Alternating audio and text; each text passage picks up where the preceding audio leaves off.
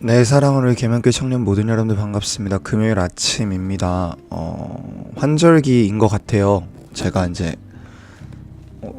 제 코나 모기에 이렇게 약간 말썽을 부리는 걸 보면 환절기가 분명합니다. 여러분들 모두 이렇게 주의하시고요.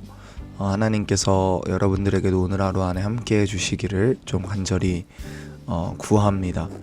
그래서 오늘은 누가복음을 볼 텐데 여러분이 너무 잘 아는 이야기들이 이렇게 많이 나와 있을 거예요. 그 중에서 이제 우리가 함께 좀 살펴보고자 하는 부분은 제일 중요하다기보다는 신앙생활에서 가장 중요한 부분 중에 하나인 기도에 관련된 교훈을 주시는 부분을 좀 함께 보고자 합니다. 누가복음 18장 1절에서부터 나오죠. 비유에 관해서 예수님께서 딱 1절에 내가 이런 목적에서 이 비유를 말하고 있다라고 딱 얘기하시는 부분이 여기가 좀 이렇게 독특하게 나타나는 부분입니다. 그래서 예수님께서 뭐라고 정확하게 말씀을 하시냐면 18장 1절에 항상 기도하고 낙심하지 말아야 한다라고 이야기를 하시는 걸 볼 수 있어요. 그러니까 기도를 항상 해야 되고 낙심하지 말아야 되는 것에 대해서 이제 말씀을 하시죠. 이 부분들을 통해 우리가 좀 살펴볼 수 있는 게 뭐냐면 여러분들이 한번 잘 기억을 해보시면 좋을 것 같은데 여러분들 한번 생각을 해보세요. 그러니까 예수님께서 우리가 기도를 하다 보면 사실 낙심할 만한 상황들이 많이 이렇게 생깁니다. 왜냐하면 우리의 기도와는 좀 다르게 흘러가는 상황들에 관하여서 그렇죠. 그러니까 우리는 만약에 이런 상황이 생기기를 원합니다 라고 기도하고 또 혹은 하나님 오늘은 이랬으면 좋겠습니다 라고 기도를 하는데 하나님이 우리의 의도나 혹은 우리의 바램과는 전혀 상관없는 모습으로 우리의 하루를 이끌어 가시고 우리의 미래를 계획해 가신다라고 하면 사실 그것들 자체는 어떤 의미에서 우리에게 대단히 좀 상처가 되는 부분이고 또 아픔이 되는 부분일 수 있다고 좀 생각을 합니다. 그래서 제가 느끼기에는 우리 모두가 그 부분 앞에서 조금 이제 하나님 앞에서 좀 이제 당황하는 날들도 있고 하나님 앞에서 좀 그런 날들에 힘들어하기도 하는 게 사실이라고 생각을 해요. 자, 그런데 중요한 건 예수님께서 이렇게 말씀을 하십니다. 기도하고 낙심하지 말아야 될 이유가 분명하게 있다. 그 이유가 무엇이냐면 마지막에 분명하게 말씀을 하십니다. 이 믿음을 내가 과연 마지막 날에 볼 수 있겠느냐라고 말씀하시는데 그 중간 내용을 좀 봅시다. 한 재판장이 대단히 불의한 재판장이에요. 왜냐하면 하나님을 두려워하지 않고 사람을 무서워하지도 않아요. 그러니까 역대하 말씀에 보면 재판장이 이런 모습이면 안 된다고 얘기를 하는 게 분명히 나옵니다.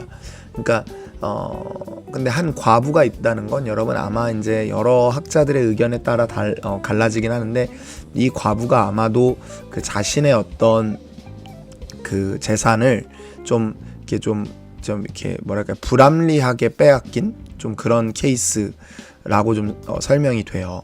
그러니까 그런 사람에게 지금 예수님께서 그러니까 지금 자기 재산을 불합리하게 뺏겨서 살 길이 없는 사람인데 지금 뭐라고 얘기를 하고 있는 거냐면 그 사람을 살려달라고 얘기하는데 그 사람이 귀찮은 거죠. 재판장은. 그러니까 재판장이 귀찮다라고 얘기를 하니까 이거 자체가 굉장히 과부에겐 살 길이 없는 거죠. 그러니까 과부가 찾아갑니다. 이게 재판장 입장에서는 귀찮고 목을 조르는 느낌이 들었나 봐요. 그러니까 내가 귀찮아서 들어줘야 되겠다라고 얘기를 합니다. 근데 이 말씀을 보면서 우리가 좀 의아한 건 뭐냐면 들어주잖아요, 여하튼. 근데 하나님께서는 이렇게 잘 보면 우리의 기도를 이렇게 들어주시는 것 같지 않은 느낌을 받는 날이 대단히 많아요. 안 그런가요, 여러분? 그러니까 내 기도를 이렇게 뭐랄까요, 이렇게 하나님이 전혀 관심이 없는 듯한 느낌을 받는 날들이 사실 꽤 많이 있습니다. 근데 여러분들 하나님께서 그럼 우리 가운데 기대하시는 거는 어떤 걸까요? 여러분 하나님과 우리와의 관계를 하나님은 좀 기억하라고 말씀하시고 싶은 것 같아요. 비유 안에서 과부하고 재판장은 이 재판 이후에 만날 일이 없는 관계다. 귀찮아서 들어줬다 일지 모르지만 너희 하나님은 너희의 기도에 매우 큰 관심을 가지고 계시고 너희의 기도를 듣기 원하시며 너희의 기도에 즉각적으로 반응할 계획과 마음을 가지고 계신 하나님이시다. 너희는 이 점을 반드시 기억해야 한다라고 말씀하고 싶으신 거죠. 여러분, 우리가 이 사실 앞에 좀 겸손할 필요가 있습니다. 하나님은 우리의 작은 신음에도 응답하십니다.